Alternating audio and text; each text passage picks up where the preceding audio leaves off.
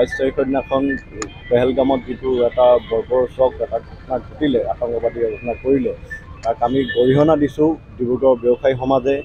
লগতে যিসকল মৃতক তেওঁলোকৰ আত্মাৰ সদ্গতি কামনা কৰি আমি ইয়াত এটা মোমবাতি জ্বলাই তেওঁলোকৰ প্ৰতি গভীৰ শ্ৰদ্ধাঞ্জলি জনাইছোঁ।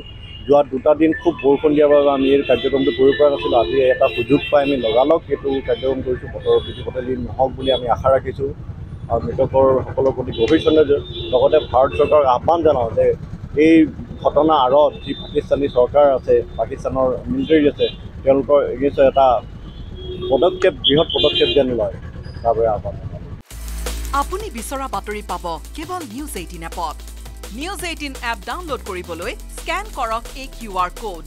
গুগল প্লে ষ্টৰতো পাব এই নিউজ 18 এপ।